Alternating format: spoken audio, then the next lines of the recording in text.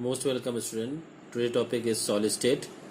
First of all, we know that what is the mean of the solid. So solid is state is characterized by its compressibility, rigidity and mechanical strength. Now what is the mean of the rigidity? It means if we apply the external force, then there is no change in intermolecular space. So this is actually a rigid body or solid body. After that we are coming in the next one. This is a classification of solid. Classification of solid. The first one is on the basis of arrangement of particles. There are the two types of solids on the basis of this topic. First one is amorphous and second one is crystalline solid. Amorphous means A means no, morpho means outer shape and structure. It means the solid which don't have a particular shape and structure. This is amorphous solid. And you can also say that no regular arrangements of particles. For example, glass, rubber, plastic, etc. After that we are coming the crystalline solid, the second one. The solid which particles are arranged in a 3D regular arrangements or pattern. For example, metal, salts, polymer, and polymer example is HDPE, high density polyethylene. Now before discussing about amorphous and crystalline solid in a deep, first of all we know that what is the mean of isotropy and anisotropy. This is actually characteristic of amorphous and crystalline solid. So first of all you know that amorphous solid resembles as a liquid in some ways. So the properties such as electrical conductivity, thermal conductivity, mechanical strength and refractive index are same in all direction. So such type of the property is called isotropic, and this property is shown by amorphous solid. After that, crystalline solids. So crystalline solids are actually anisotropic. N means no, iso means same and tropic means characteristic.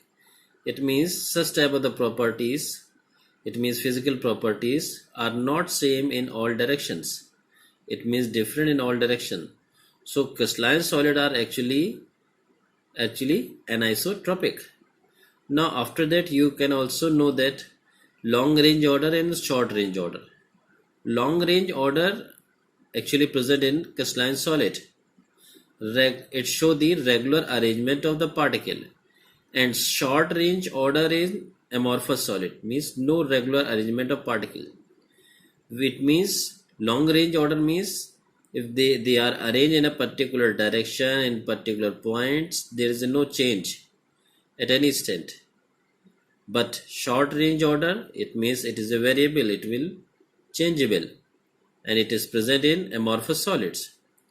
And you also remember that crystalline solids show the sharp melting point.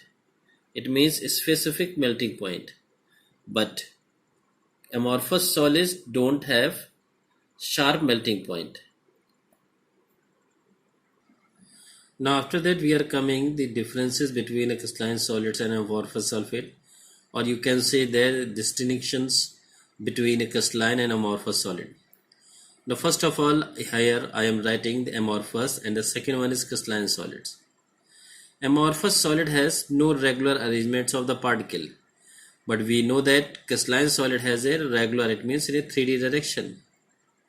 Second, we already know that amorphous solids are short range order particles, and in crystalline solids particles are arranged in a long range order. Third, amorphous solids are irregular shape and crystalline solids are regular shape. Next, you can also know that crystalline solids has a sharp melting point, but amorphous solids don't have a sharp melting points, and you can say that melts over a range of temperature. It means not specific in a given range of order. It means this is called diffuse range order. After that, the fifth one, enthalpy of fusion of amorphous solid is not definite, but enthalpy of fusion of crystalline solid is definite. Sixth, Amorphous solid, we already know that isotropic, and crystalline solid is anisotropic. Now the seventh one is no symmetry in amorphous solid because it don't have particular shape and structure, but crystalline solid have symmetry, and this is actually three type. Plane of symmetry, this is actually called in a short a POS. Second, center of symmetry, this is COS. Third is axis of symmetry, this is AOS. Now next classification on the basis of units. The first one is a molecular solid, and the first part of molecular solid is polar molecular solids. It means they are formed by polar molecules. It means polar in nature.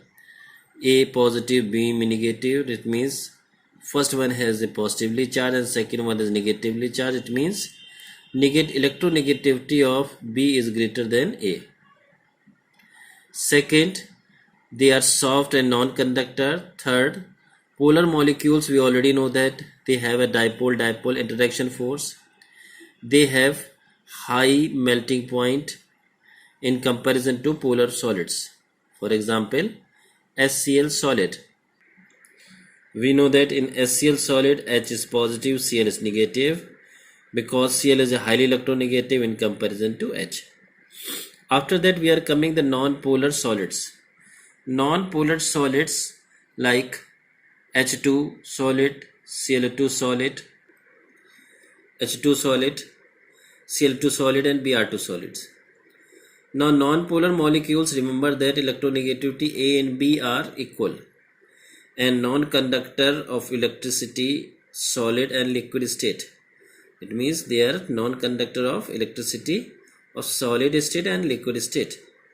After that, we are coming the third type of the molecular solid. This is the hydrogen bonded molecular solids, and hydrogen bonded molecular solids have hydrogen bond, and we know that hydrogen bond shown by those hydrogen which are attached by high electronegative element like oxygen or nitrogen, so that they have a high melting point and they are easily compressible, like solid H2O means ice. Clear? This is the first part of the molecular first part of the solids, and this is called molecular solid, and this is a classification is actually based on the units.